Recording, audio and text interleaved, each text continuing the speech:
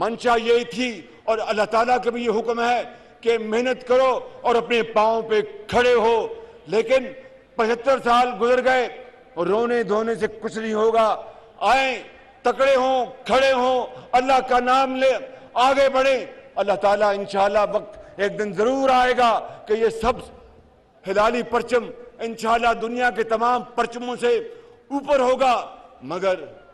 مگر سو کر نہیں, چھو منتر سے نہیں, بیٹھ کر نہیں, محنت خون پسینہ بہانے سے یہ ہمیں کرنا ہوگا. تب ہم بیکاری پن ہمارا ختم ہوگا.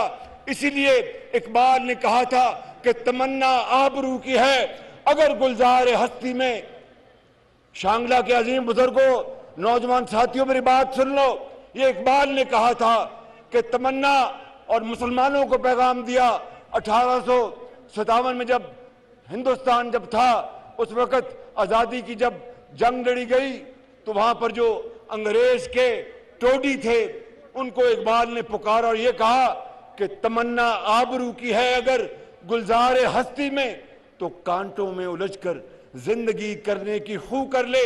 اور نہیں یہ شان خود داری چمن سے توڑ کر تجھ کو کوئی دستار میں رکھ لے, کوئی زیب گلو کر لے. اے مسلمان, اگر دنیا میں خوشبو پیدا کرنی ہے تو کانٹوں سے گزرنا ہوگا, محنت کرنی ہوگی. اس کے بغیر پھول کی خوشبو نہیں ہوتی. اور یہ بھی شاعر نے کہا کہ جب اپنا قافلہ عزم و یقین سے نکلے گا, جب اپنا قافلہ عزم و یقین سے نکلے گا, جہاں سے چاہیں گے رستہ وہیں سے نکلے گا.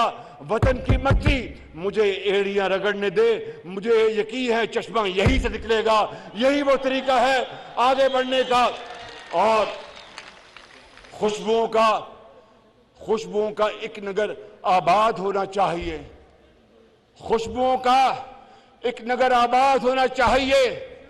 اس نظام زر کو برباد ہونا چاہیے کہ غریب آٹا لے 100 روپے کلو اور امیر کو چاہے 1000 روپے کلو میں ملے تو اس کو کوئی نہیں فرق پڑتا. غریب مہنگی دوائی لے تو اس کی پوری تنخواہ ختم ہو جائے, امیر اگر یورپ اور امریکہ میں علاج کرائے تو کوئی فرق نہیں پڑتا. نہیں, یہ وہ نظام نہیں ہے جس کے لیے پاکستان مارز وجود میں آیا تھا. اس لیے شاعر نے کہا کہ خوشبوؤں کا ایک نگر آباد ہونا چاہیے, خوشبوؤں کا ایک نگر آباد ہونا چاہیے.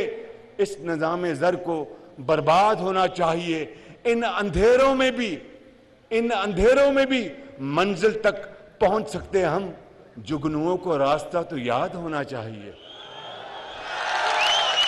اور ظلم بچے جن رہا ہے کوچہ و بازار میں, ظلم بچے جن رہا ہے کوچہ و بازار میں. عدل کو بھی صاحب اولاد ہونا چاہیے.